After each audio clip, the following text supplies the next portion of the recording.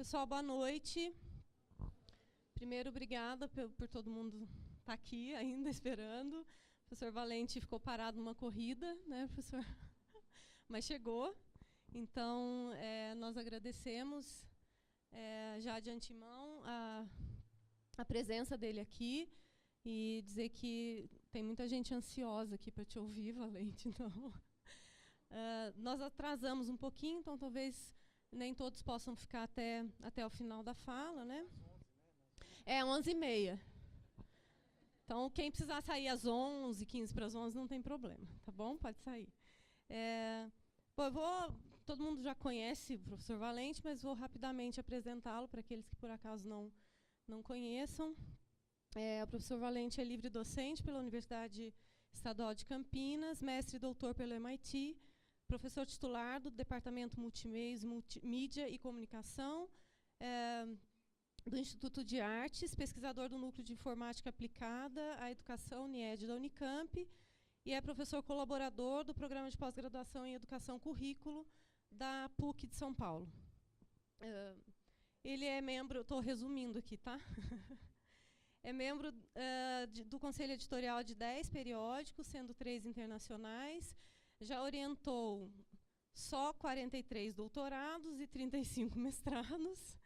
E os seus estudos foram citados por quase 9.000 trabalhos. Então, conosco, o professor José Armando Valente. Obrigado. Bom, primeiro, agradecer o convite para estar aqui com vocês. E segundo, pedir desculpas pelo atraso e agradecer que vocês ficaram até agora esperando essa chegada. Bom, a gente combinou de falar sobre essas metodologias ativas. Acho que no programa está metodologias de ensino no ensino superior, se não me engano. Acho que trocou 2 vezes o ensino. Bom, eu vou falar um pouquinho desses que eu chamei de fundamentos e os exemplos. Vocês aí conseguem enxergar aqui? Bom, olha, eu vou falar um pouquinho sobre o que é o que a gente chama de metodologias ativas, e aí eu vou dar um exemplo do que eu faço no meu curso de mediologia, ensinando essa disciplina de métodos e técnicas de pesquisa. Bom, uma breve visão do que é metodologias ativas. Quem que já ouviu falar sobre isso? Tá bom. Primeiro, a gente está falando do aluno ser ativo, né? Ele agora passa a ser autor da sua aprendizagem. E o que significa isso? Significa essa mudança do aluno que senta e presta atenção para um aluno que ele tem que fazer atividade, que ele tem que ser mais ativo do que, né, o que a gente conhece hoje. A sala de aula muda no sentido que você tem mais mão na massa, né? E a sala de aula fica sendo um espaço de resolução de problemas e não mais um lugar de passar informação para o aluno. Isso significa que a gente está possibilitando essas mudanças na educação que são bastante similares ao que acontece em outros segmentos da sociedade. O que significa isso? Significa que outros segmentos, por exemplo, que nem o banco, o restaurante, self-service, eles já fizeram uma mudança no sentido que nós, como cliente do banco, nós, como cliente do restaurante, nós somos mais ativos do que a gente era, né, no caso dos bancos, há 30 anos atrás. Ou no caso de um restaurante, também 30 anos atrás. Né? Por quê? Porque antigamente você ia ao banco e tinha uma pessoa que te atendia e, praticamente, né, ela que verificava se a assinatura correspondia à assinatura, ela que te dava o talão de cheque, ela que te dava o dinheiro, ela que fazia tudo. E o banco, fez uma mudança, né, uma transformação muito grande, no sentido de falar, bom, agora você tem um cartão de crédito, você vai ao banco a hora que você quer, você tira o dinheiro a hora que você quer, você que faz o seu talão de cheque. Ou seja, eles empurraram basicamente tudo que eles faziam para nós. Nós, agora, clientes, somos ativos no sistema bancário. A mesma coisa aconteceu com os restaurantes. Antigamente você sentava e o sujeito te servia. Hoje ele coloca lá um monte de pratos prontos, e você, como sujeito, né, desse processo de alimentação, você tem que saber sobre carboidratos, você tem que saber sobre proteína, você tem que saber sobre vegetal, etc., e combinar esses ingredientes para você fazer o seu prato. Basicamente, eles falaram, ó, você toma conta da sua refeição, você que faz, né, do jeito que você quer.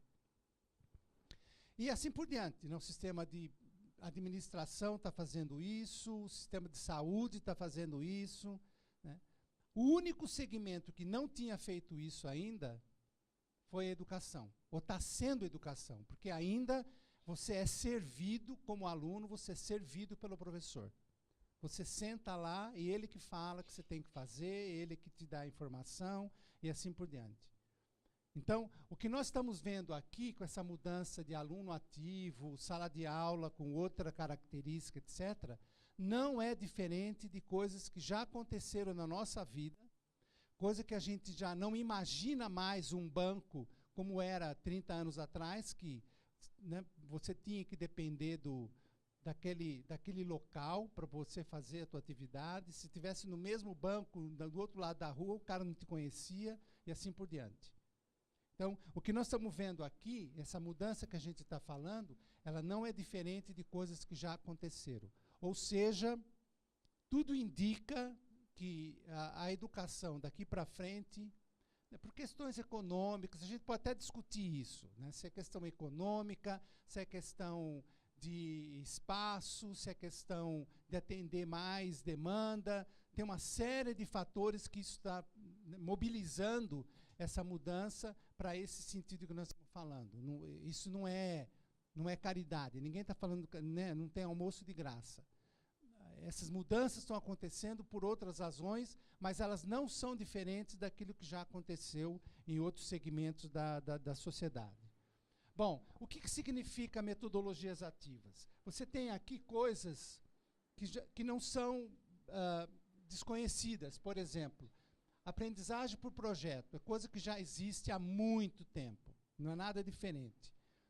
Aprendizagem baseada, né, em jogos ou em casos, né? Por exemplo, toda a parte administrativa, isso aqui já é muito mais conhecido. Focado em equipe. O que é diferente? Exatamente a questão da instrução por pares, né, e o que eles chamam de ensino híbrido, que é uma combinação do presencial com a distância. Ou seja, o que nós estamos fazendo em metodologias ativas é pegar essas metodologias aqui, que são já conhecidas e desenvolvidas basicamente por lápis e papel, colocando isso em termos de tecnologia e aí dando uma outra roupagem, e isso fica, então, a instrução por pares e o ensino híbrido. Quem já ouviu falar desses dois, instrução por pares e ensino híbrido? Ótimo. Bom, ensino híbrido. Você tem, então, esse Instituto Clayson Christensen fez uma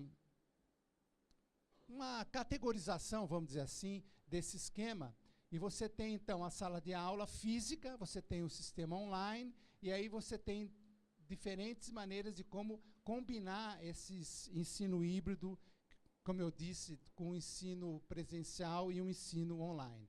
Então, por exemplo, rotação, você tem basicamente 4 modelos. Isso não é diferente do que a gente fazia, por exemplo, no ensino infantil. Numa sala de aula do ensino infantil, você tem os cantos, que eles chamavam, né? Tem o canto de leitura, tem o canto de ler, tem o canto de cortar, tem o canto de colar, tem o canto disso, o canto daquilo, e a criança roda por isso. Então, eles estão pegando esse mesmo modelo e usando para fazer o que ele chama de sistema de rotação. Então, você tem diferentes estações, que você pode ter computador, você pode ter coisa para leitura, você pode ter o professor para conversar e assim por diante. Você tem o laboratório rotacional, que nesses diferentes estações você tem laboratórios, que você vai lá, faz coisas, mexe, põe a mão na massa, computadores, por exemplo. Tem o que eles chamam de sala de aula invertida, eu vou falar um pouco mais sobre isso. E a rotação individual, que é o aluno que faz o seu esquema de como que ele vai rodar, o que ele vai ver primeiro, o que ele vai ver depois, assim por diante. O sistema flex é o aluno, ele vai cumprir uma lista, inclusive tem muita coisa online que ele vai fazer, né, nesse sistema flex. O à la carte é o estudante que faz a agenda do que ele vai aprender e como que ele vai aprender, junto com o professor. E, finalmente, o virtual aprimorado não é mais uma sala de aula, não é mais um professor, mas você tem aí toda a instituição trabalhando, né, nesse modelo de ensino híbrido. Ou seja, existe aí uma política de mudança da instituição para você introduzir essas metodologias ativas. Não é mais simplesmente um professor que faz. Bom, o que significa a sala de aula invertida e a pedagogia invertida?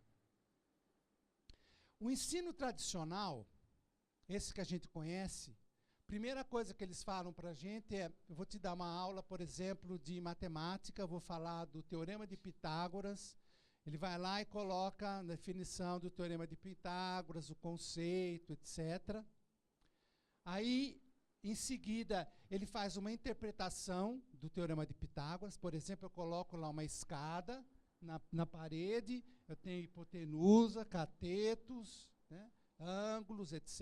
Eu interpreto para o aluno entender o que eu estou falando, qual, né, o conceito. Aí entra a questão da compreensão, como é que você faz para usar o Teorema de Pitágoras, para, né, por exemplo, sair da tua casa, ir lá na padaria, como é que você anda nos quarteirões, etc. Né? E, finalmente, eles dão uma lista de exercícios para a gente fazer, para fixar o conceito, né, do Teorema de Pitágoras. Só que esse tipo de coisa aqui, basicamente, é um modelo de todo o nosso processo de ensino. O curso de engenharia mecânica que eu fiz, eu aprendi um monte de cálculo, física, etc. Né? No primeiro lá, segundo, terceiro, quarto, até o segundo ano, vamos dizer assim. 5 cursos de matemática, assim por diante. E aí eu vou gradativamente introduzindo as matérias que eu vou usar esses conceitos, e finalmente eles me mandaram fazer estágio e o TCC. Tá certo? Então, praticamente, o modelo que a gente tem do nosso processo de ensino é esse. Mudou um pouco, por exemplo, no curso de medicina, já não é mais assim. Né? Medicina você já começa a trabalhar com o paciente, começa a ver doença e o funcionamento dos órgãos, eles vão mais misturando, né? Porque estão vendo que não adianta você ver o órgão, a doença, depois você vai ver o paciente no 5º ano, né? Juntar tudo isso quando você vai fazer estágio, por exemplo, no hospital. Então, a medicina já mudou e alguns outros cursos já começaram a mudar também. Enfermagem está mudando. Mas ainda nossas engenharias, os cursos de humanas, o curso de exatas, basicamente é isso. Só que a coisa mais interessante que tem, praticamente tudo que a gente conhece, que a gente faz na vida, a gente não aprendeu assim. A gente não aprendeu a namorar assim, não aprendeu a transar assim, não aprendeu... E aí vai, certo? Ninguém falou conceito, como é que se beija. E aí, exercício de beijo. Tá certo? Como é que começou essa brincadeira de aprender coisas na vida? Começou pedagogia invertida, começou com ação, a gente começou beijando. Certo? E aí, só para mencionar para vocês como que isso realmente é interessante, né? Eu estou fazendo uma brincadeira aqui com vocês, mas praticamente as coisas que a gente aprendeu, né, importante na nossa vida, a gente aprendeu começando a fazer ação. E eu conto essas histórias, assim, eu gosto de cozinhar, né, e aprendi a fazer muita coisa com a minha mãe. Minha mãe é a pessoa que cozinha, a gente gosta do que ela faz, e aí, então, eu quero aprender a fazer tal coisa, eu quero aprender como é que faz isso, como é que faz aquilo, e ela me manda as receitas. E, por exemplo, manjar, vocês falam manjar de coco ou pudim de coco?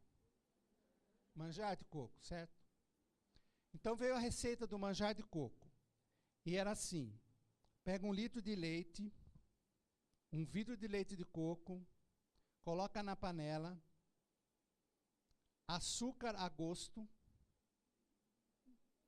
né? Açúcar a gosto, põe isso no fogo e você dilui um pouco de maisena no leite, e à medida que você vai esquentando, você vai colocando um pouquinho, né, devagarzinho, essa maisena e vai mexendo. E no fim da receita está escrito assim: mexa até dar o ponto. Bom, estou eu lá fazendo a tal do manjar, né? Ação. Ninguém me falou o leite, como é que o leite funciona misturado com... Ninguém falou nada disso. Faz. Estou eu fazendo. E claro, quando chega lá naquela coisa do mexa até dar o ponto, você olha para aquilo e fala assim, né? Pega o telefone, fala: mãe, estou fazendo aqui o tal do manjar, né? E fala assim para mexer, isso aqui não vai virar manjar, não está com cara aqui. Ah, eu acho que você... Então, olha, eu estou fazendo, eu estou vendo que aquilo ali não está funcionando, né? Peço ajuda, e ela fala assim para mim: olha, acho que você colocou pouca maisena, dilui mais um pouco de maisena, não vai colocar maisena direto que vai engrossar tudo, vai ficar pelotado, isso não estava na receita, né? E aí, então, dilui e vai colocando devagarzinho. Eu estou lá segurando o telefone assim, mexendo, e fala: de fato, agora está engrossando. E o que significa o ponto? Quando que isso aqui vai dar ponto? Ela fala assim: à medida que você está mexendo, você não está vendo assim o rastro, vamos dizer, do que a colher deixa no manjar? Estou vendo.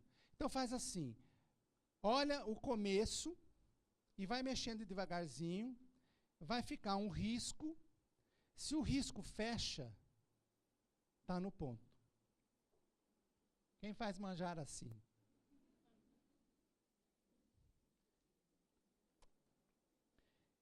Interessante que tem uma teoria aí. Por quê? Porque aí a gente vai aprender que esse negócio do risco aí, de fechar, etc., serve para polenta, serve para mingau, serve para brigadeiro, certo? Quer dizer que, claro que nós vamos ter que entender, né? Do ponto de vista conceitual, o conceito vem no fim. Entender o que significa esse negócio que funciona.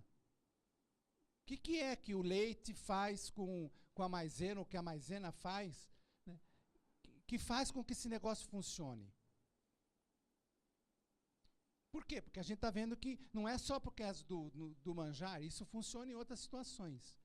Agora, para a gente entender a questão conceitual, isso funciona no que eu falei aqui para vocês. Olha, a polenta, claro, do manjar, o brigadeiro. O que tem nesses ingredientes aí? O que a gente está trabalhando? E o que está não em xeque, mas o que está como parte desses ingredientes. Se eu não tenho maisena, por exemplo, eu consigo fazer manjar com outro ingrediente? Farinha. O que a farinha faz? Dá o ponto, claro. Mas por que ela dá ponto? Dá liga engrossa. Mas por quê? Ó, eu estou agora na parte de conceituação. Está lá no fim. O que a maisena? O que farinha é? O que maisena? Amido.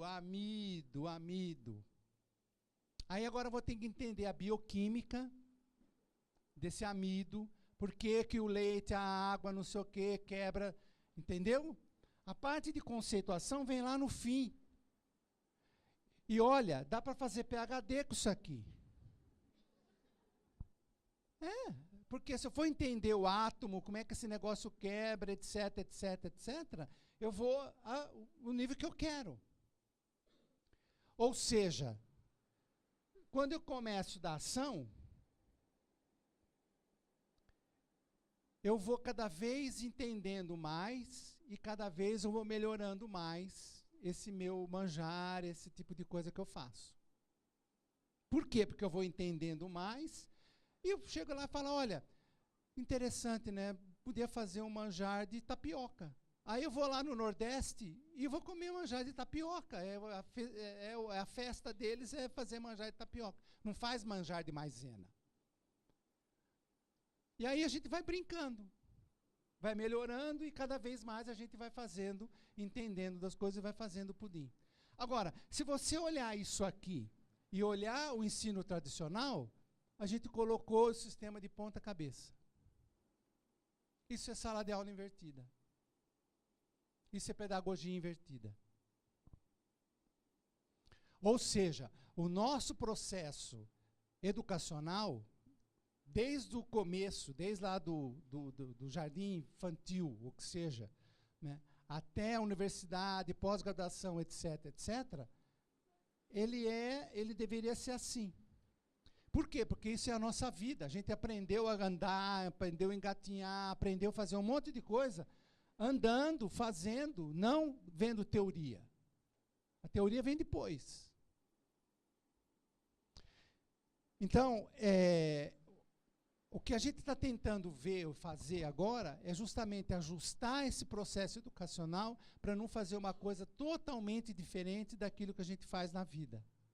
Por quê? Porque você nasce, você faz basicamente isso, aprende a fazer uma série de coisas, quando chega lá no 4 anos de vida, 5, 6, você vai para a escola, eles falam, esquece, até que o ensino fundamental 1, a gente faz um pouco desse tipo de coisa. Mas chega no fundamental 2, né, que você vai aprender matemática, que as disciplinas estratificam, vamos dizer assim, acabou a ação. Você não vê mais esse tipo de coisa. Então, o que está acontecendo? Qual que é o movimento que está acontecendo? É justamente fazer esse tipo de coisa aqui, desde o jardim da infância, ou continuar esse jardim da infância, de modo que a pós-graduação já é um pouco assim.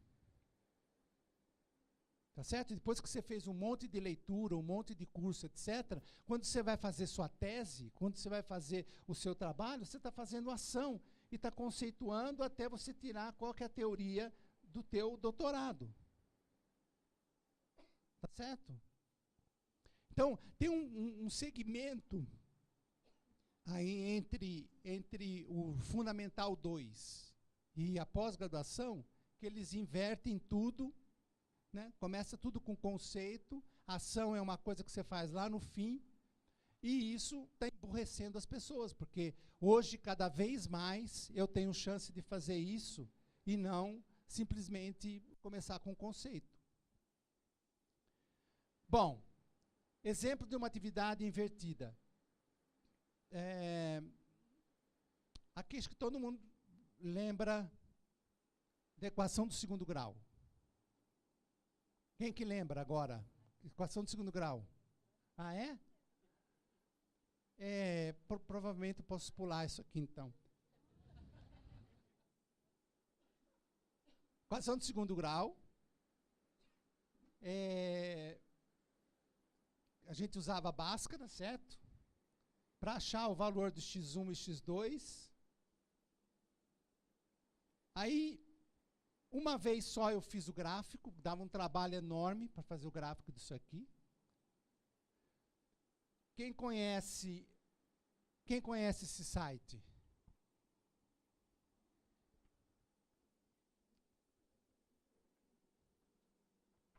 Vamos ver se a internet funciona.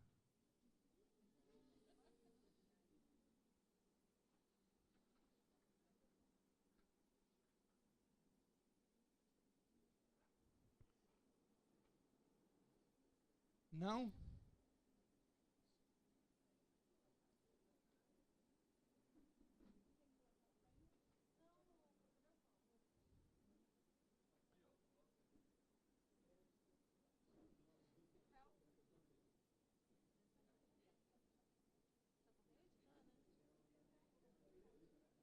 Ah, entrou. Acho que sim.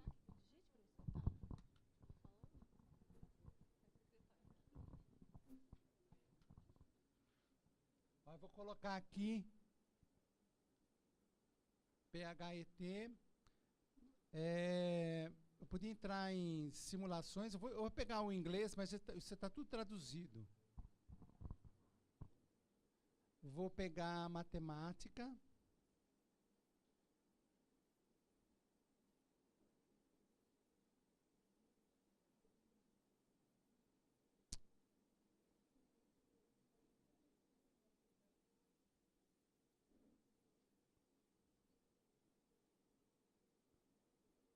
Tem um monte de coisa nesse negócio, super interessante. Vou pegar a equação do segundo grau, que deve estar...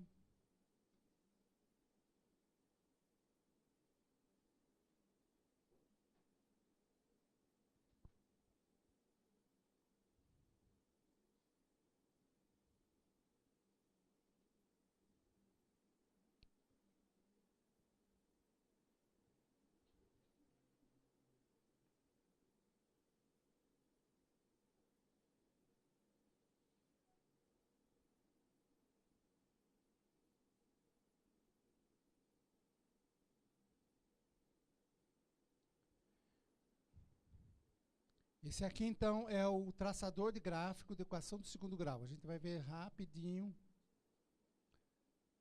Certo? Isso aqui está traduzido.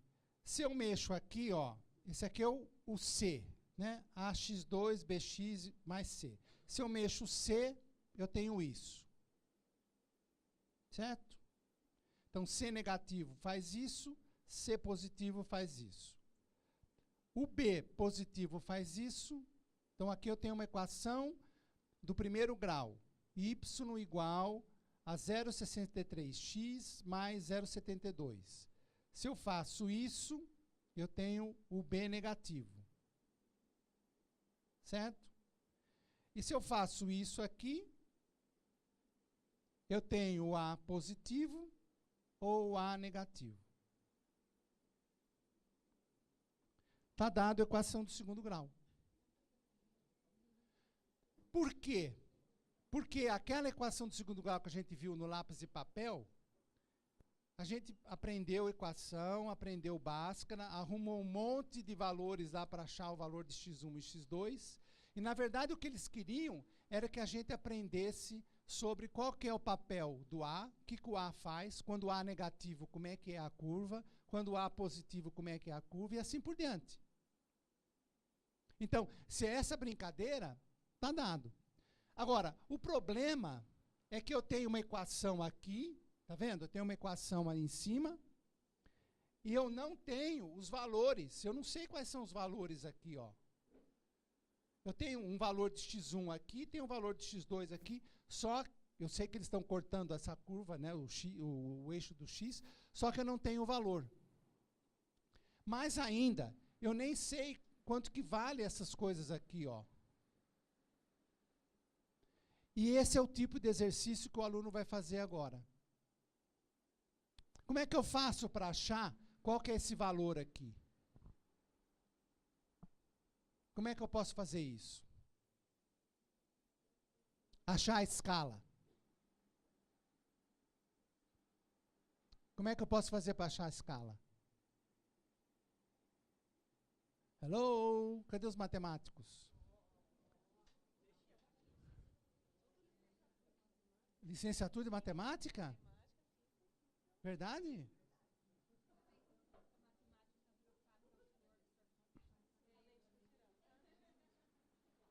Olha, eu vou rasgar o certificado de você, não é possível.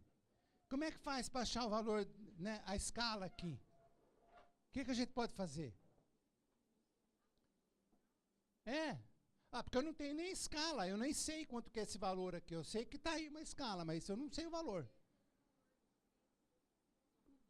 O que a gente faz? Eu sei, é uma coisa entre o 0 e alguma coisa, eu não sei quanto é essa coisa.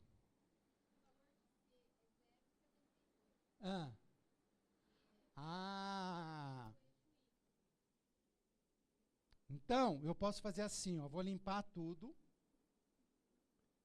vou zerar tudo. O que você quer que eu faça? Você valendo 1.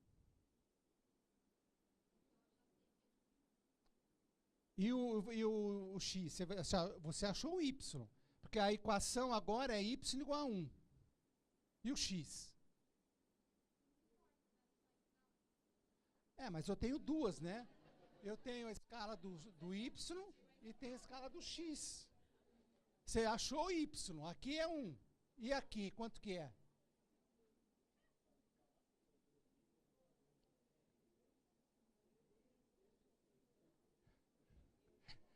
Ó, isso é a prova do pudim. Entendeu? Aprendemos um monte de coisa, nunca usou, nunca sabe, nunca... Do mesmo modo que eu fiz o C igual a 1, eu posso fazer o que está em B também 1.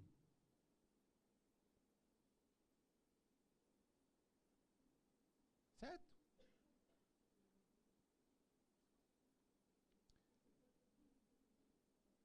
Agora, eu ainda não tenho, né? Por exemplo, nesse caso aí, eu ainda não tenho os valores de x1 e x2. Ou seja, eu não estou jogando fora o Bhaskara. Por quê? Porque, eventualmente, eu tenho que pegar lápis e papel e fazer esse cálculo, porque eu sei que isso aqui vale 1, aquilo também vale 1, provavelmente isso aqui vale menos 1, qualquer coisa, isso aqui é 1, 2, 3, 4, qualquer coisa, mas o valor exato eu não sei. E o software não vai dar isso para mim. Aí você fala para mim, nossa, Valente, você vem aqui mostrar um software chinfrim aí, que não faz aquilo que... Tem software que faz isso, que me dá o valor. Mas esse não interessa para nós. Esse que te dá o valor é um filminho que você vai colocar um negócio aí, vai assistir, vai te dar o valor e você não vai aprender porcaria nenhuma. Ou seja, fazer software, fazer o uso de tecnologia, nessa abordagem da metodologias ativas que eu estou falando para vocês, significa ser inteligente e entender o que é o processo de aprendizagem. E como que a pessoa aprende, por que aprende, assim por diante. Não é só fazer, é fazer e conceituar. Então, uma vez que eu fiz, agora eu vou ter que conceituar, entender por que aquilo é daquele jeito, qual é o valor, etc, etc, etc. E aí eu vou me aprofundando do ponto de vista conceitual. Agora, o software não pode dar isso para mim. Porque aí eu não faço nada, eu simplesmente mando a máquina fazer e eu não sei como é que aquilo foi feito. Entendeu? Essa é a pedagogia ativa, que você usa a tecnologia para te dar as coisas que são extremamente importantes e você entender, tirar aquela coisa que a gente né, tinha que fazer, pegar, calcular a raiz quadrada, para colocar o ponto aqui, onde é que era. Para fazer essa curva aqui, usando lápis e papel, deu um trabalho enorme.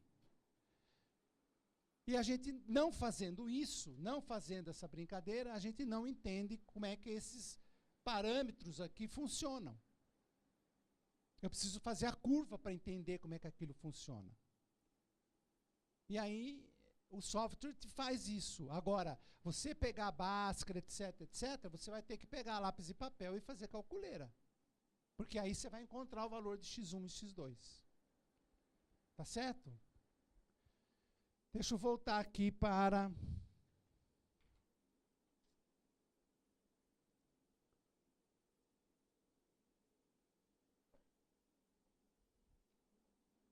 Bom, então esse aí é o PHET. A gente podia brincar um pouco mais, podia mostrar outras coisas para vocês, mas como a gente já perdeu um pouco de tempo, e vocês entenderam como é que essa coisa, né, se quiser depois, coloca lá no Google PHET, vocês vão brincar com um monte de coisa que tem lá. Você tem exploração de praticamente todos os tipos de conhecimento, que vocês viram ali, tem matemática, física, química, ciência da terra. O que não tem são as ciências humanas. E aí eu posso falar um pouco depois como é que a gente faz ciências humanas com isso. E você tem a passagem do currículo, que foi feito por lápis e papel, para o currículo que a gente chama da era digital. O que é interessante aqui é que praticamente todo o nosso currículo, hoje, de português, de física, de matemática, etc., etc., ele foi pensado por lápis e papel. Tá certo? Porque a gente não tinha essa tecnologia. Agora que a gente tem essa tecnologia, a gente vai ter que repensar o currículo e como adaptá-lo para essas tecnologias. E aí eu falei, você tem que ser inteligente. Por quê? Porque você não quer um software que vai te dando todas as respostas, porque nesse sentido você não entra no processo de conceitualização. Agora, uma vez que você entendeu como é que aquilo funciona, etc., etc., e aí eu estou fazendo o cálculo lá do prédio, etc., eu preciso andar rápido, preciso entregar esse negócio, eu pego o software que faz a conta e acabou. Agora, para entender como é que essa coisa funciona, eu não posso usar um software que me dá todas as respostas. E aí eu tenho que ser inteligente no sentido de como é que eu uso tecnologia nessa metodologia ativa. Bom, aí entra um pouco da mistura. Lembra que eu falei? A gente está fazendo híbrido, blended. Você tem a sala de aula, que passa a ser o ateliê, que você vai resolver problemas, etc. E entra a questão do virtual, né, nessa abordagem que eu chamo aí de estar junto virtual. O que significa isso? Eu estou tentando eliminar a fronteira entre o presencial e a distância.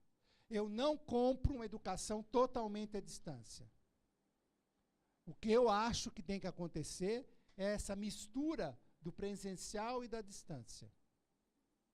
E cada vez mais a gente está vendo isso, né? Os MOOCs estão indo para esse lado e assim por diante. Por quê? Porque isso aqui, basicamente, o que eu vou mostrar para vocês, o modelo da distância, não foi diferente do que eu fiz com a minha mãe usando o telefone.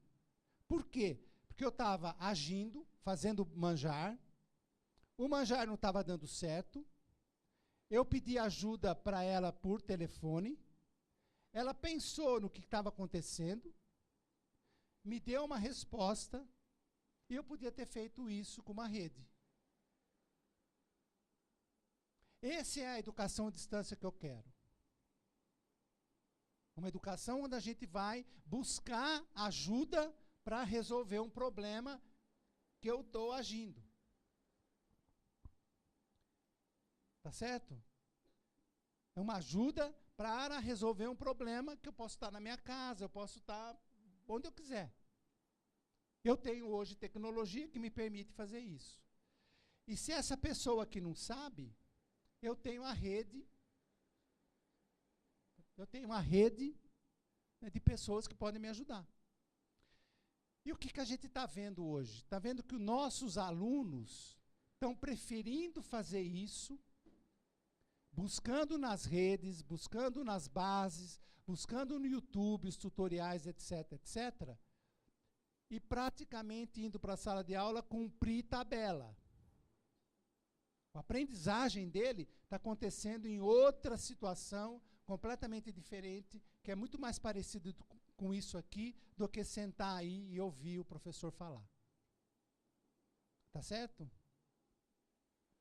Bom, estar junto virtual combina atividade presencial e à distância. O aprendiz do contexto, eu não saí da minha cozinha 250 quilômetros de onde minha mãe mora. Recebi o suporte dela via distância. Eu estou falando agora em construção de conhecimento e o estar junto, esse sistema à distância de tecnologia, de online, está me ajudando a resolver problemas, né? Eliminando essa coisa do presencial, porque às vezes eu não encontro o professor lá na sala de aula, etc., mas eu tenho quem pode me ajudar para me fazer essas atividades. Bom, eu queria falar um pouquinho a respeito do meu curso, né, do que eu faço com meus alunos nesse curso de Medialogia que começou em 2004. Quem já ouviu falar do curso de Medialogia? Medialogia significa, no Brasil a gente está chamando de Medialogia, mas nos Estados Unidos eles chamam de Media Studies.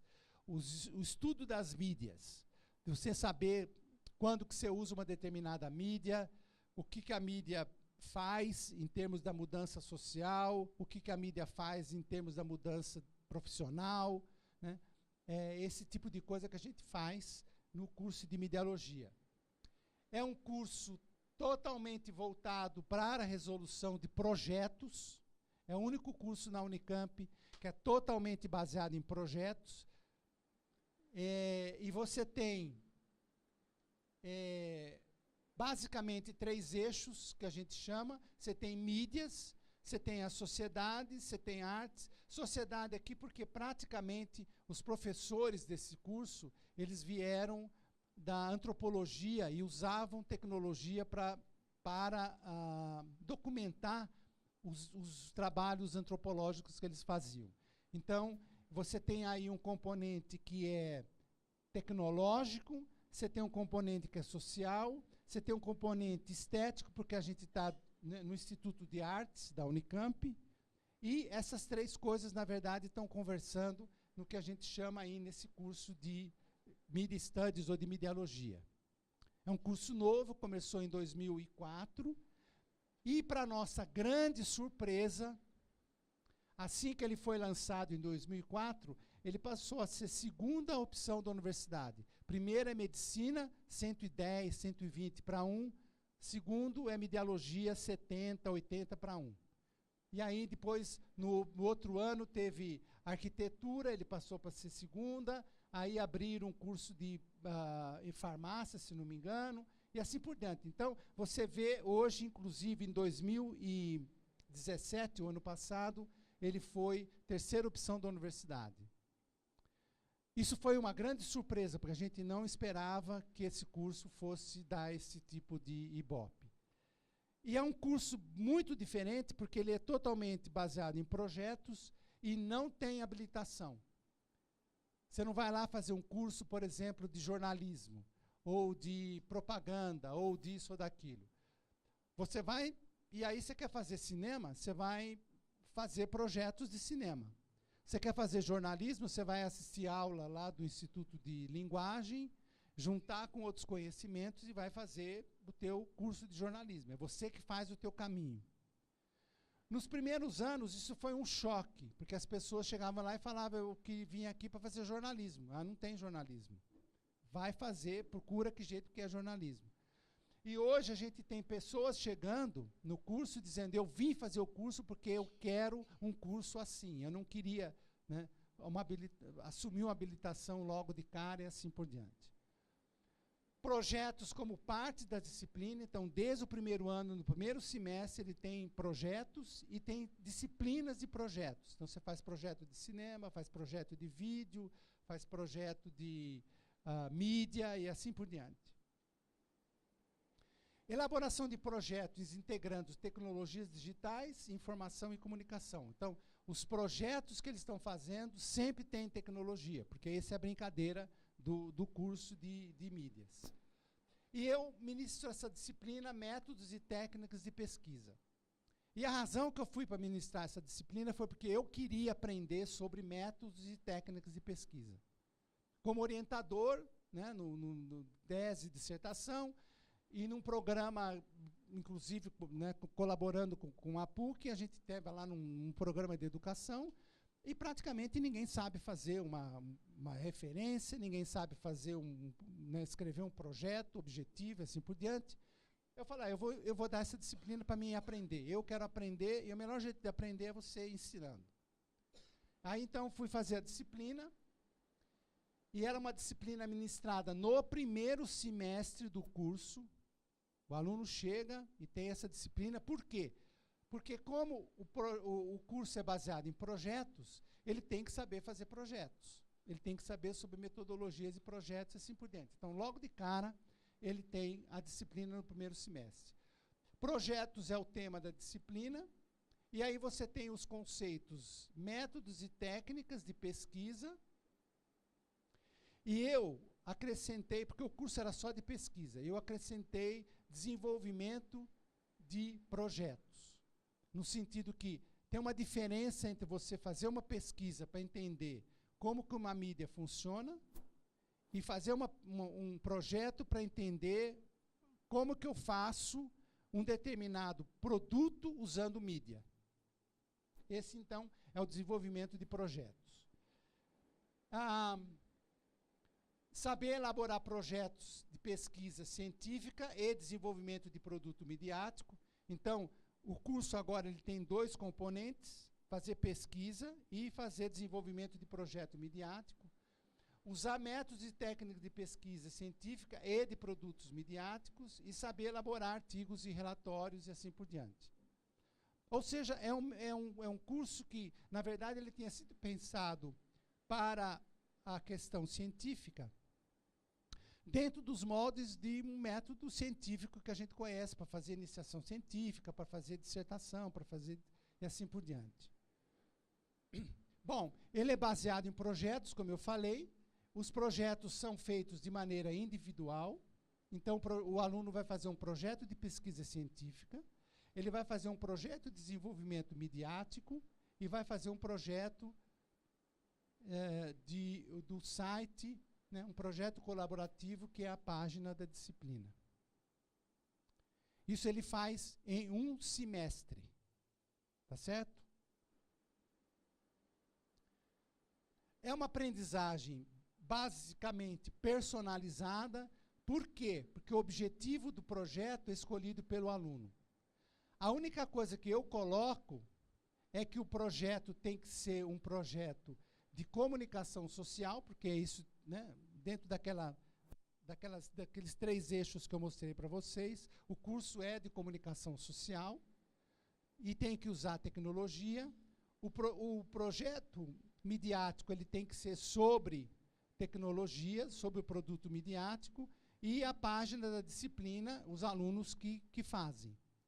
Então, a única coisa que eu coloco como limitação do curso é isso aqui. O projeto de pesquisa tem que ser sobre comunicação social, não pode vir falar de um projeto, por exemplo, de intervenção, é um projeto para levantar dados a respeito da comunicação social. Como que as pessoas interagem, o que as pessoas fazem com relação, por exemplo, ao uso de uma tecnologia, assim por diante. Então, é um projeto de pesquisa sobre o tema é comunicação social. O produto midiático ele tem que ser uma coisa midiática, né, e usar tecnologia, e a página da disciplina os alunos que escolhem. E aí é o aluno que cava o seu túmulo. Entendeu? Porque ele chega para mim e fala assim: Valente, eu vou fazer um vídeo. Um vídeo? Você está no primeiro semestre do primeiro ano, você sabe o que significa fazer um vídeo? Não, eu vou fazer um vídeo. Olha, quero fazer um vídeo de contar a história, o vídeo tem 30 minutos, o cara não vai conseguir fazer. Então, a minha participação é de chegar e falar: olha, o produto aqui não é tão importante, o que eu quero é você saber fazer, mesmo que seja um vídeo de 1 minuto. É montar esse esquema do que é o projeto, de como é que faz o relatório. É isso que interessa. Não me interessa ver o produto, né, do teu vídeo de 30 minutos. Não é isso que a gente quer. Então, esse é o meu papel nesse curso, de ajudar o aluno a resolver e fazer esse tipo de coisa dentro do curso. A sala de aula tem 4 horas na segunda-feira, das 8 ao meio-dia. Os projetos não são desenvolvidos na sala, ou seja, eu estou usando sala de aula invertida. Por quê? Porque coletar dado, não dá para fazer na sala de aula. Ele vai ter que fazer isso fora da sala de aula. Sala de aula, discussão da teoria, né? Por que você faz um estudo de campo? Por que é estudo de campo e não é um estudo de caso? E assim por diante. Então, nós estamos falando de teoria de como é que você faz uma metodologia de pesquisa, assim por diante. Sala para resolver problemas. Eu precisava fazer um gráfico, eu queria fazer um gráfico de barras, histograma. Como é que faz? Você pode usar o Excel para fazer isso, e aí, então, resolve problemas. Discussão e andamento dos projetos. Sala para representação dos resultados dos projetos. As únicas aulas que eu uso 4 horas é a aula de apresentação dos resultados. Porque à medida que o aluno vai fazendo, eu discuto com eles, eu olho antes do que eles estão fazendo, porque isso tem um AVA, onde eles vão colocando todo esse material. E eu, antes da aula, olho e chego lá e falo assim: ô Márcio, você fez uma coisa assim, assim, assim, assim, eu queria mostrar para todo mundo, para a gente discutir. Tudo bem? Tudo bem. Aí eu ponho o trabalho do Márcio lá e a gente vai discutindo. Esse objetivo está claro? Essa metodologia está clara? E assim por diante. Aí o aluno fala assim: professor, eu também queria que o senhor olhasse o meu projeto. Tá bom, qual é o teu projeto? Assim, assim, assim. E aí vai. Então, nós estamos discutindo o trabalho que os alunos fazem. E aí, então, isso vale tanto para o projeto científico quanto para o projeto de desenvolvimento midiático. E quando chega mais ou menos, faltando um mês para terminar a disciplina, eles começam a fazer um projeto coletivo, que é a página onde a gente coloca todo esse material que eles fizeram. E eu acho que é isso que eu quero mostrar para vocês agora.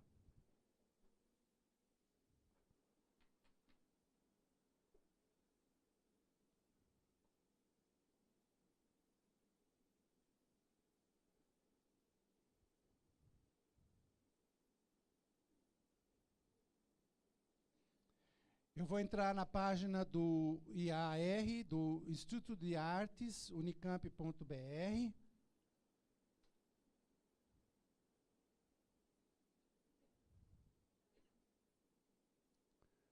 Eu vou aqui em ensino, graduação,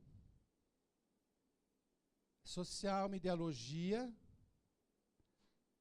cursos, trabalhos da disciplina.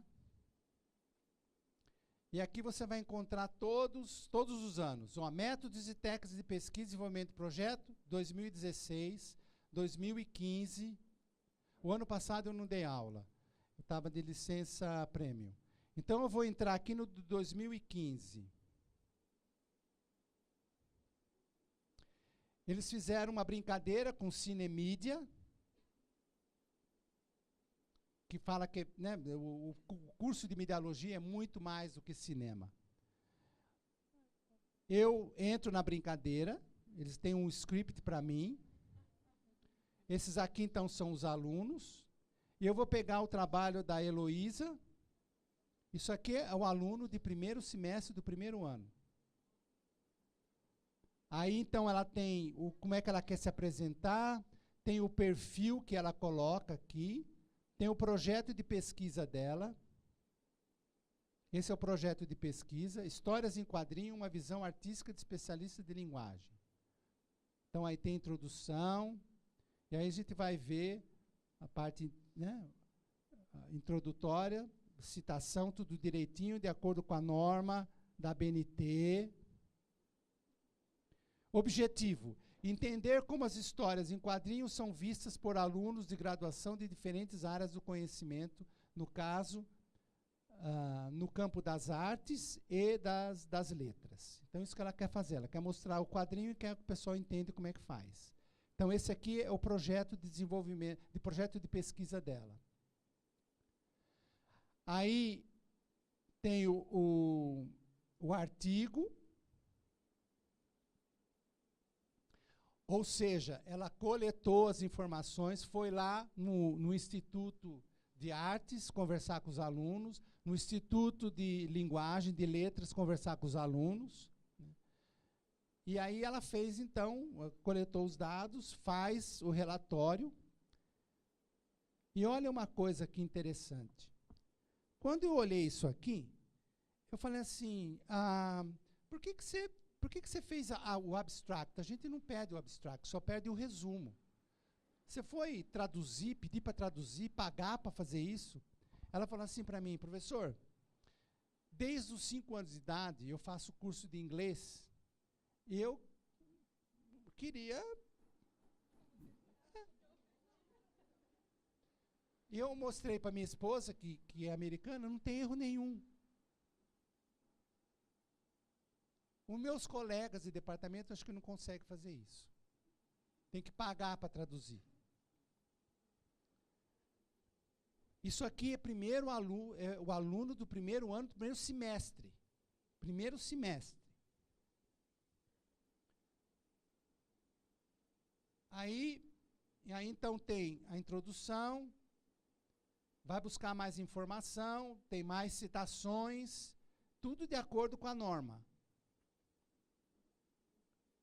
A metodologia que ela usou, né? Ela falou com 240 alunos, 120 da mediologia, 120 das letras, fez a distinção entre eles. Como era uma amostra muito grande, ela fez o cálculo para diminuir, tem lá toda uma metodologia de como é que você faz isso. Então, isso aqui são os alunos que realmente fizeram. Análise, eu nunca ensinei Excel. Não sei como é que eles aprendem. Eles aprendem. Tem que fazer, faz. Agora, se vier perguntar para mim, eu ajudo. Ou outro colega ajuda, ou entra no virtual, lê, pega, mas tá aí, faz. Tá certo? Tudo direitinho, tabela, né, os gráficos. Depois vocês podem entrar lá e dar uma olhada no material se vocês quiserem. E aí, as referências, né, considerações finais, as referências, tudo de acordo com a norma. Então, esse aí foi o projeto que ela fez em 2 meses, do científico. Aí tem o produto midiático, projeto do produto midiático. Então, ela quer fazer um portfólio fotográfico digital, criatividade do cotidiano. Então, aí tem a introdução do que significa isso. Objetivo, criar um portfólio digital com 5 fotografias que será disponibilizada no meu arquivo PDF. Ou seja, o produto é simples, mas o que interessa para nós é como é que você faz a pré-produção, a produção, a pós-produção, como é que vai ser a metodologia da criação, que software que você vai usar e assim por diante. Aí tem o produto midiático dela, que são fotografias que ela deu uma processada e fez uma brincadeira com a fotografia. Ela fotografou e mexeu na fotografia, né? E pediu para os alunos entenderem o que eles achavam dessa brincadeira. Então, esse aqui é o produto midiático dela. O relatório,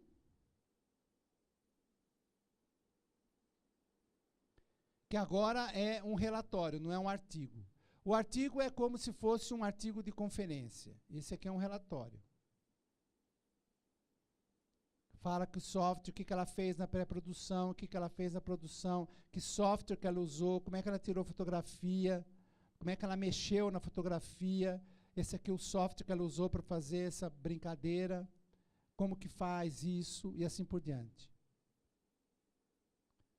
Então, esse foi, por exemplo, o pessoal da Medialogia, do 2015. O 2013, eles fizeram um jogo. Esse aqui já é mais um jogo. 2012. Opa, isso aqui não está abrindo.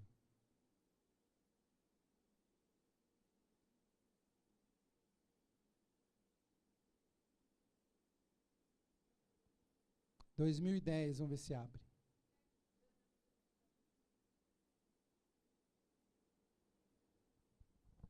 Em 2010, eles fizeram um museu. Olha essa foto, por exemplo. Olha essa foto. E olha isso. Gente, isso é aluno do primeiro semestre do primeiro ano. Ou seja, esse pessoal chega lá sabendo muito, eu não sei fazer isso. Ou seja, se a gente não ficar na frente dos alunos, eles vão. Eu acho que se a gente não entender o que está acontecendo hoje, nós estamos emburrecendo nossos alunos, dando aula, ficando na frente deles.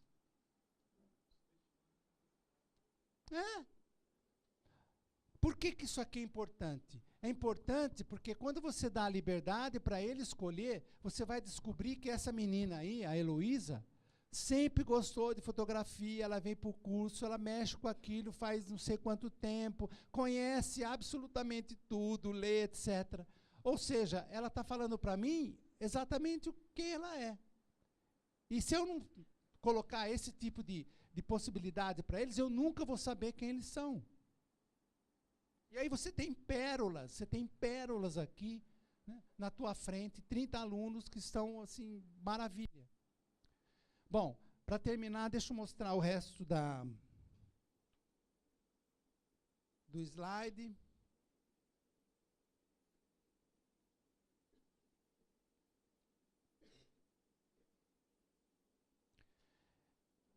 No início, eu faço uma avaliação, né? E a avaliação é basicamente um projetinho, né, na forma de uma pesquisa, para mostrar para eles como é que a gente pode fazer uma pesquisa de uma página. Eu posso até mostrar isso para vocês depois.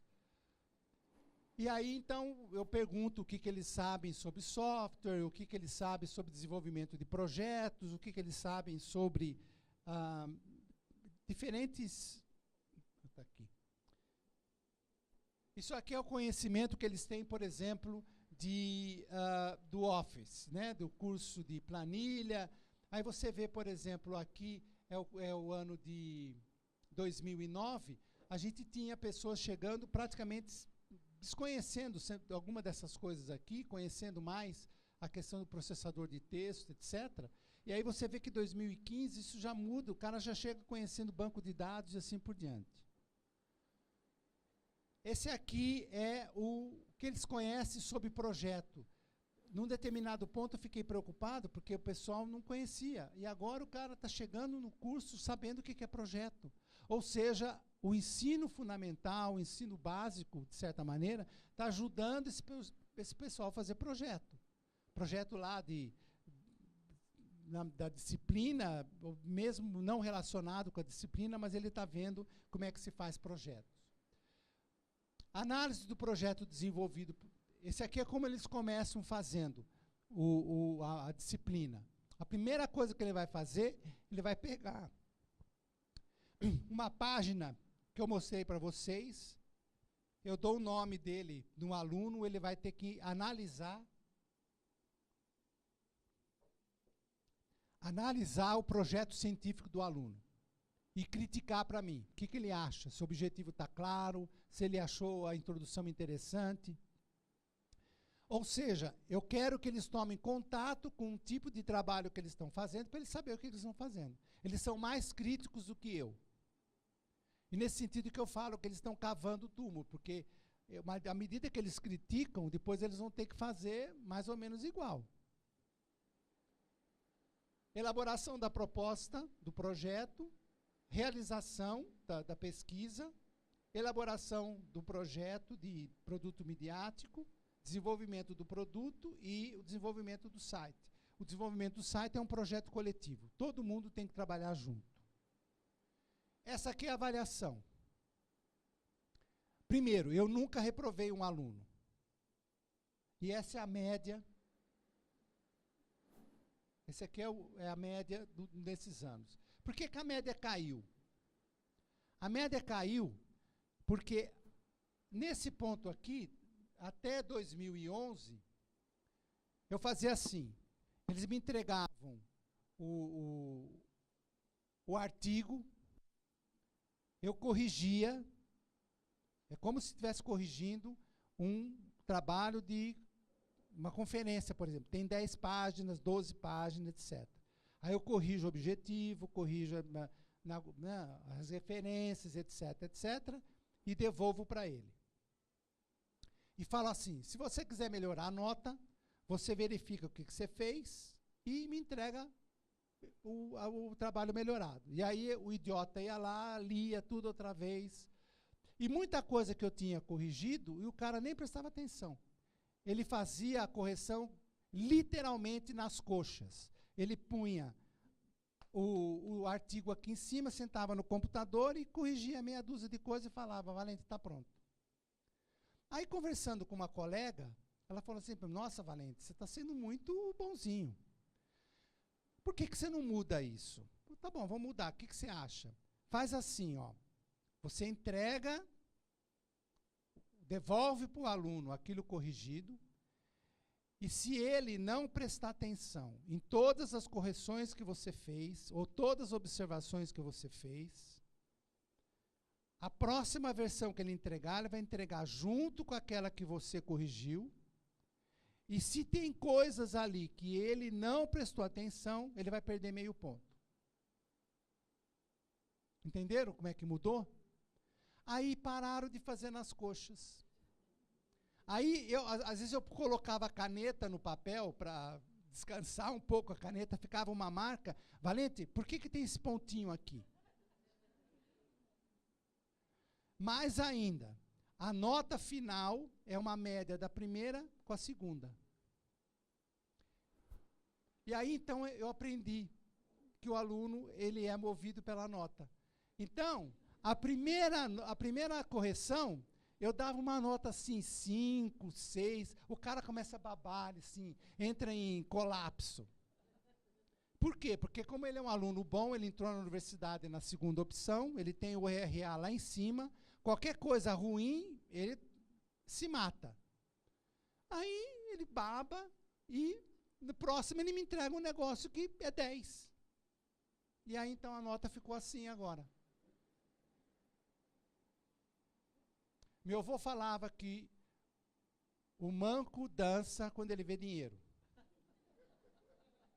O aluno dança quando você mexe na nota dele. Essa aqui é a avaliação do professor. A universidade obriga que os alunos avaliem o curso. Isso chega lá mais ou menos no curso, no primeiro semestre, lá para maio, por aí. Eles pedem para o professor sair da sala, os alunos discutem, e aí dão um feedback para o professor, isso vai para a coordenadoria e assim por diante. Então, eu saí da sala, voltei, tinha um PowerPoint, que era isso, e aí tinha os pontos positivos, né, que possibilidade de correção do trabalho, porque ninguém pede para corrigir nada, ninguém dá feedback para aluno, não sei como é que pode aprender sem feedback. Abertura para diversos projetos, porque o projeto é ele que escolhe. Feedback para o aluno, trazer referências, a gente mostra diversas coisas para o aluno conhecer. O programa da disciplina segue o programa que foi proposto, disponibilidade de receptividade fora da sala de aula e boa utilização do Teleduc, que é o AVA que a gente usa. Um monte de perfumaria, né, passar a mão no professor, puxar saco.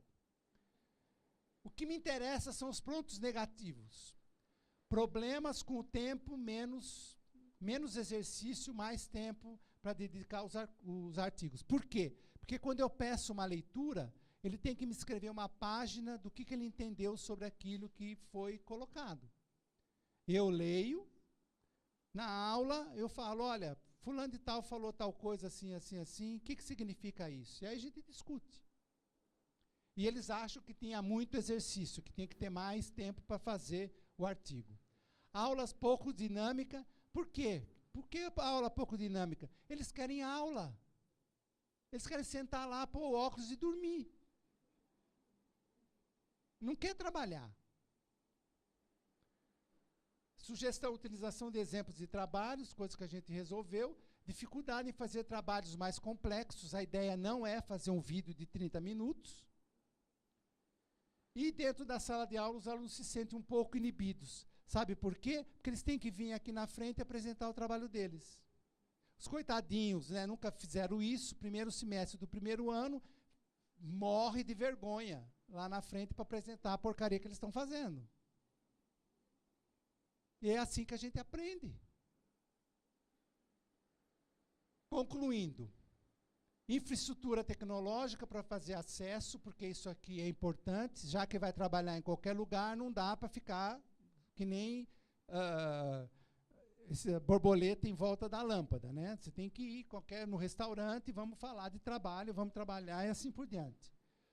Desenvolvimento do material de apoio, tem que ter muito material de apoio, não pode falar, entra lá na internet, pega, não sei o quê, não é assim, né? O cara tem que ter base para poder trabalhar. Formação de educadores, mudança pedagógica e mudança do currículo, né? A gente tem que estar preparado para fazer isso, né? Não é simplesmente pegar conhecimento tecnológico e pedagógico e misturar e você sair fazendo metodologias ativas. Você tem que saber o que significa, o que você quer, como é que você quer que o sujeito aprende e assim por diante.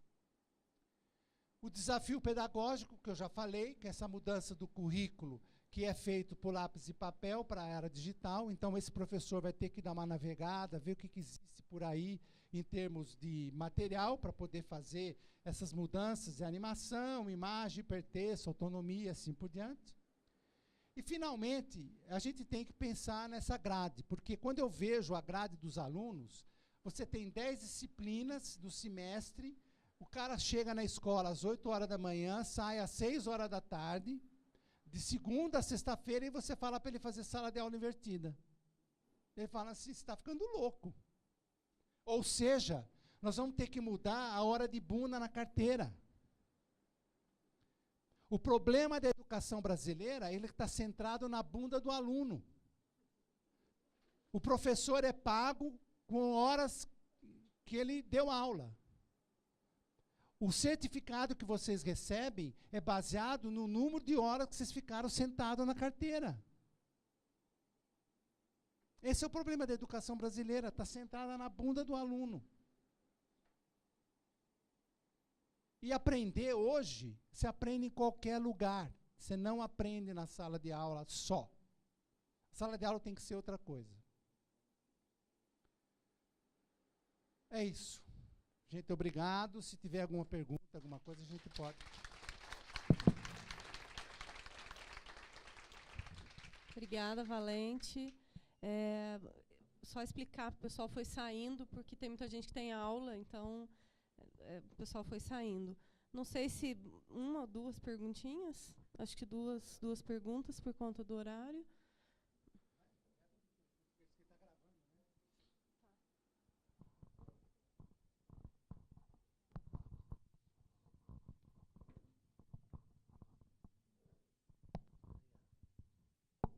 Boa noite, parabéns pela apresentação, pelo seu trabalho. Queria fazer uma pergunta que eu acho que dá para desdobrar em duas, né?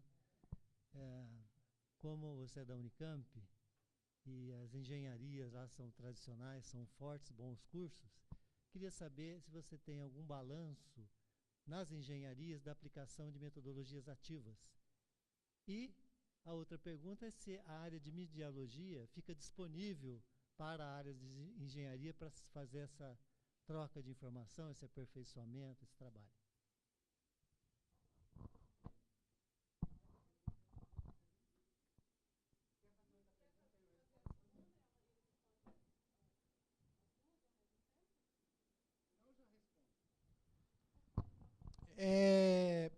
primeira pergunta, se você entrar nesse site aqui, ó, a gente, num determinado momento, a gente procurou na universidade, esse aqui chama Grupo Gestor de Tecnologias Educacionais. É um grupo na Unicamp responsável por ajudar o professor a fazer essas mudanças usando tecnologia.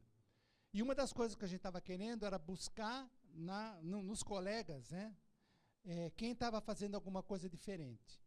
E aí, então, a gente encontrou as pérolas da Unicamp. Professores da medicina, da engenharia, da química, da economia, da odontologia.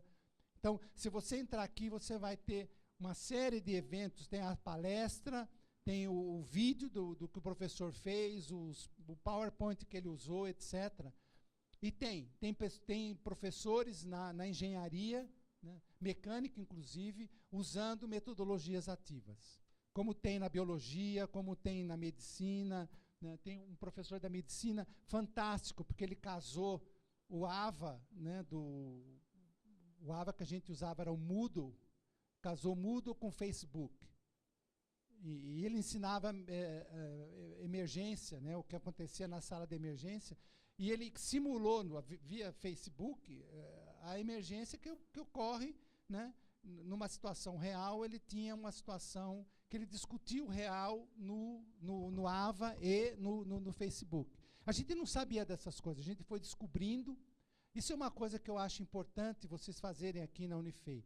Procurar entender quem está fazendo coisa diferente, nesse sentido do ensino e da aprendizagem. Porque deve ter gente fazendo coisa diferente. Não é possível, né, todo mundo ainda usando o giz e quadro negro. Então, tem gente fazendo coisa, o interesse é, né, conhecer esse tipo de trabalho para colocar lá e as pessoas, né, virem. Qual que é o problema que a gente tem? O problema que a gente tem é que esse aqui é um trabalho voluntário. Eu faço. Como eu estou saindo, estou querendo me aposentar, o professor que está fazendo essa matéria agora, hoje, não faz nada disso. Ele manda ler um livro e fazer um relatório do livro que o aluno leu. Ou seja, a disciplina depende do professor. Se o professor quer fazer, ele vai lá e faz uma coisa diferente. Se ele não quer, ele vai. O meu salário é igual ao dele, então fica tudo igual. Então, o que não tem, o que falta, isso que me aborrece nesse negócio, né, dessa mudança, que não tem uma posição da universidade, da pós-graduação, da graduação, do reitor, para chegar e falar, olha, daqui para frente, colegas, nós vamos trabalhar assim, assim, assim, assim, assim, e a Unifei vai para esse caminho aqui, porque nós vamos...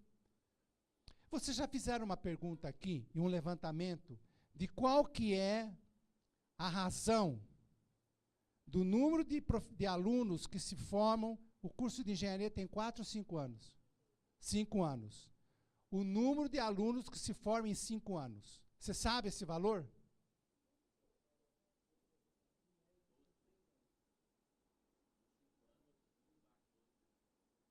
12%. Uma empresa estava falida. Se entra 100, sai 12... Isso foi o que eu estava falando na FAPESP hoje. Pediram para falar inovações. O grande problema que nós temos hoje no nosso sistema educacional é evasão.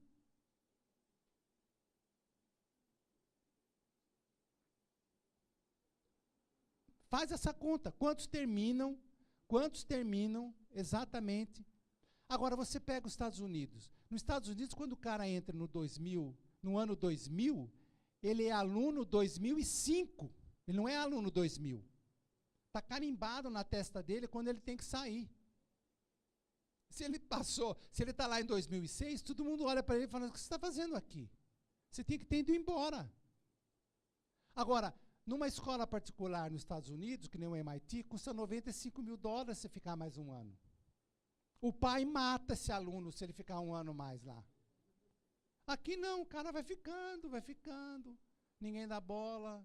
O cara entra no curso de cálculo, o professor fala, só 5 vão passar. E aí você fala, o que eu vou ficar fazendo aqui? E assim vai. Ou seja, não tem uma política de falar, olha gente, daqui para frente nós vamos ter que trabalhar.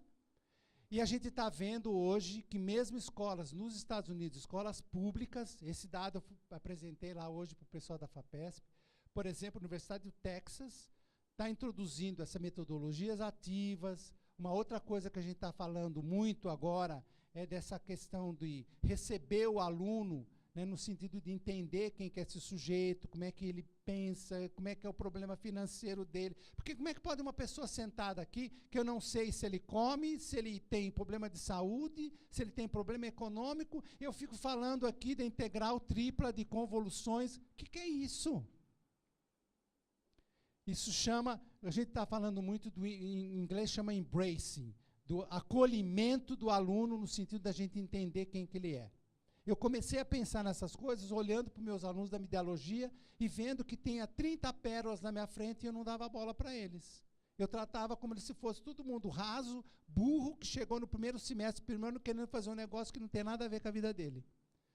Completamente contrário. E a hora que a gente começa a fazer isso, né, de você receber esse aluno, de acolher esse aluno, aí você pode começar a pensar em engajamento, você pode pensar numa série de coisas. Então, o que falta é uma política de acolhimento, de metodologias para diminuir. Pensa quanto que você tem aqui na Unifei, como tem na Unicamp, na USP, em tudo quanto é lugar, que nós estamos gastando dinheiro reformando o aluno que não passou, que não foi embora. Quanto de recurso que a gente está perdendo. Como eu falei, uma empresa estava falida. Segunda coisa, ainda na universidade é tudo caixinha. Ninguém sabe que existe o curso de mediologia. E aí, são os alunos que fazem esse tipo de coisa, porque os departamentos, as unidades não se conversam de jeito nenhum. De jeito nenhum. A gente tem aluno vindo porque fica sabendo o que é o curso, como é que é. Então, tinha alunos que vinham da biologia, alunos que vinham da engenharia. Então, o curso começou a aumentar, já não eram mais 30 alunos por conta disso. Agora, eu, como professor, tenho que aceitar. E aí, então, se tiver 40, eu que corrijo 40 trabalhos. Se tiver 50, eu que corrijo 50 trabalhos. E dá trabalho fazer isso. Não é fácil você passar lá o fim de semana olhando 30 projetos como se fosse projeto de conferência. São 30, 10 páginas, 12 páginas que o aluno escreveu. Agora, eu tinha, assim, um prazer de fazer isso, porque a gente vê um aluno realmente crescer, o aluno sabe fazer uma iniciação científica. Meus colegas iam falar isso. Nossa, Valente, pedi para o aluno fazer lá o projeto de iniciação científica, veio pronto o projeto, está pronto, não tem nada que corrigir, nada. O cara sabe fazer direitinho, uma referência, o que é objetivo, o que é metodologia, assim por diante. Ele aprendeu, ele fez, né? Mão na massa. Agora, e aí você sai, vem outro, faz leitura, resenha, e mão na massa dá trabalho. O que mais? Quem tem mais? Boa noite, professor. Sou técnico de assuntos educacionais aqui da Unifei e trabalho aqui com o professor Kirner na Secretaria de Desenvolvimento Educacional. Só respondendo à sua indagação, né, nós temos aqui um projeto também, que nós estamos nesse rumo, e dentro dessa proposta nós estamos desenvolvendo um projeto chamado MOOC escolar, que respeita, e a nossa preocupação também é pelo respeito à velocidade de aprendizado de cada aluno. Esse MOOC escolar está sendo apresentado primeiramente para a Secretaria Municipal de Ensino e a Secretaria Estadual, e nós estamos com esse projeto piloto que nós estamos desenvolvendo. Escolhemos a matemática, porque o índice da matemática caiu muito. Então, nós estamos aplicando um projeto piloto, que está sendo terminado agora, e vamos aplicar para poder receber a resposta, para que possamos desenvolver melhor essa proposta. Mas a preocupação nossa, que você passou aí rapidamente, é a personalização do ensino. cada vez mais nós estamos procurando essa resposta também. Então, eu queria que o senhor falasse um pouquinho mais sobre essa tendência, porque é uma volta também, porque antigamente era esse ensino personalizado. Então, a nossa proposta, respondendo a sua pergunta, dentro desse padrão MOOC. Nós queremos, o professor Kiner, como Secretaria de Desenvolvimento Educacional, queremos aplicar muito essa proposta, estamos desenvolvendo dentro até avançado, mas gostaria, com a sua expertise, falar um pouquinho mais da personalização do ensino. Tem que tomar um pouco de cuidado, porque tem basicamente 3 maneiras de fazer isso. Quando você fala a personalização do ensino, significa que eu posso levantar dados das pessoas, né, por meio do que eles estão fazendo. Tem o Analytics aí, né, eu entro lá e vejo tudo que está fazendo, categorizo, tem o software que faz isso hoje. E aí eu falo assim, você faz isso, você faz isso, você faz isso, você faz isso. Eu determino. Então, essa é a ideia do ensino personalizado. Quando a gente fala da aprendizagem personalizada, é um negócio meio boboca, porque eu não conheço outra aprendizagem que não seja personalizada, tá certo? Mas o que a gente está falando? A gente está falando agora de você fazer o acolhimento do aluno, entender quem que ele é, o que ele, né, as vocações, o que ele gosta, etc, etc. E aí ir trabalhando com ele no sentido, claro, você vai fazer as coisas que você gosta, mas o mundo não é só isso. Você tem que aprender essas outras coisas e assim por diante. Então, tem aí uma conversa, né, que você não deixa para o sistema automático, o sistema de analytics, né, determinar exatamente o que vai ser feito, mas ter uma conversa professor-aluno no sentido de fazer essa personalização, de modo que esse sujeito não só desenvolva o lado dele, né, mas ele tenha os outros e entenda também por que essas outras coisas são importantes nessa formação. E aí, então, que eu entro com essa ideia do acolhimento. E já existem universidades fazendo isso, onde o sujeito, quando entra, ele, né, mostra quem ele é, da gente entender, saber quais são os problemas que ele tem, etc., e assim por diante. Então, é uma coisa extremamente interessante. Eu sempre conto uma história, até coloquei isso na minha tese de livre docência. Meu pai tinha uma padaria e o forno era um forno a lenha. E aí ele comprava a lenha, né, que era o eucalipto, na verdade. Então, vinha desde uma tora desse tamanho, né, até um galinho, que era a ponta lá do eucalipto. Os padeiros, né, começavam a usar os galhos mais finos, que era mais fácil para acender o forno, etc. E as toras iam ficando lá. E elas iam secando. E um dia, né, para você pegar uma tora e enfiar no forno, era muito complicado. Meu pai chamava os lenhadores, que o cara vinha com uma marreta e uma cunha e ia rachar lenha. E eu, moleque, 14, 15 anos, ia lá ver esse povo fazer isso, né, conversava, a tora rachava, 5 horas eles iam embora. Aí eu pegava a cunha e pegava a marreta e eu ia tentar fazer o que eles faziam. Aí eu pegava a marreta, punha lá e batia. A marreta, né, pegava no dedo, a cunha não saía do lugar, né, punha a cunha aqui, mudava. Eu vi, não era isso que eles faziam. Vocês têm ideia de como é que a gente racha a lenha? A lenha já está seca, certo? Porque ficou lá. O que a lenha seca tem? O que você vê numa lenha seca? As rachaduras. A lenha está falando para você, é aqui que eu vou rachar. O que eles faziam? Eles pegavam a rachadura maior, enfiavam a cunha lá, a lenha. Eu preciso saber as rachaduras e o aluno tem que falar para mim a gente fazer essa conversa. Senão nós vamos ficar batendo marreta na cabeça dele até... Entendeu? Agora, Isso significa uma aprendizagem, você criar um ambiente, uma condição de aprendizagem personalizada. Diferente de falar da personalização do ensino, deixar para a máquina fazer essa coisa, porque eles vão ditar o que o aluno tem que fazer. E não é isso que a gente quer. De identificar quais são os problemas que você tem, e eu falo, faz isso, faz isso, faz isso, faz isso, porque é assim que nós vamos. Não é assim. Então, eu acho que a gente vai indo por aí.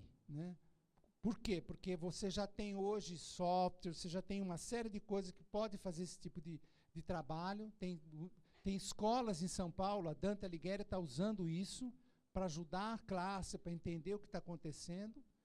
Agora, tem que ser feito junto com o professor, tem que ser uma coisa que é muito trabalhada no sentido de não só priorizar aquilo que o aluno quer fazer, mas você ter esses outros componentes que fazem com que o sujeito seja um cidadão educado. Então, eu estou muito interessado nisso, estou escrevendo coisas a respeito disso, procurando entender, desse material. Eu escrevi um artigo que está num livro, acho que do Moran, se não me engano, sobre essas coisas de metodologia exativa, e eu falo da aprendizagem personalizada dentro desse contexto. Por quê? Porque aqui eu estou dando a liberdade para o aluno, ele que fala para mim o que ele quer. Esse cinema que você gosta eu já fiz muita coisa de cinema, eu queria fazer alguma coisa fora de cinema. Tá bom, faz. Para mim não interessa. Agora, uma vez que você escolheu X, o padrão é esse: introdução, objetivo, metodologia, e assim vai.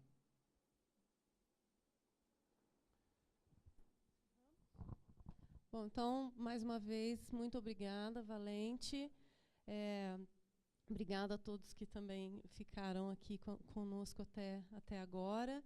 E agradecer de novo para todo mundo que está no evento aí desde segunda-feira, participando com a gente. Acho que falo em nome dos colegas também, está todo mundo muito feliz, com a participação dos alunos, do programa e das licenciaturas e dos professores. Obrigada, boa noite para todo mundo.